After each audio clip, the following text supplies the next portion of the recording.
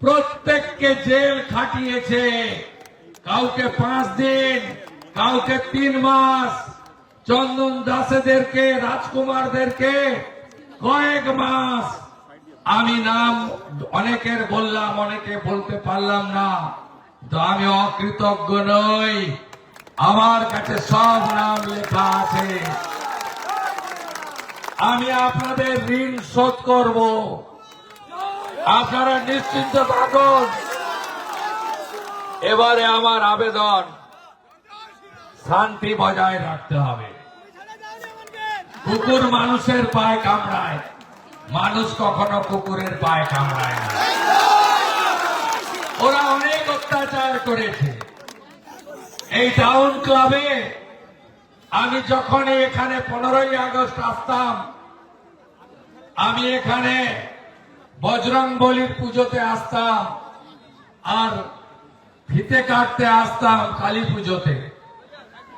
তখনই আমি বলতাম, নন্দীগ্রাম এই দৃশ্য দেখেনি, ককটেল বোম দিয়ে পুড়িয়ে দিয়েছিল।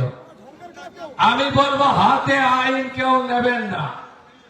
আগামী বিজেপি সরকার ভারতীয় ন্যায় সংহিতা অনুযায়ী, বিএনএস অনুযায়ী প্রত্যেকটা মামলাকে রিওপেন করবে এবং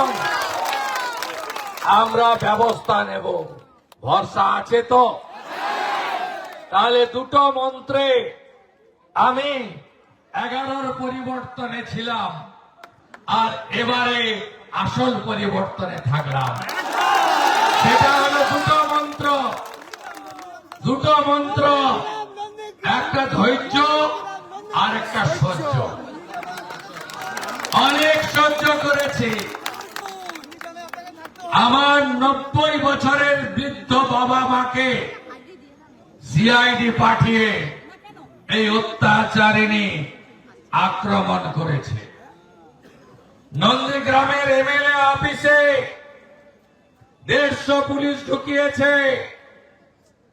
আমি সোনাচূড়া এবং গোকুলনগরে 2021-এর 14ই মার্চ, 21-এর 10ই নভেম্বর আর 2022-এর 14ই মার্চ আমাকে পুষ্পার্ঘ পর্যন্ত দিতে দেয়নি।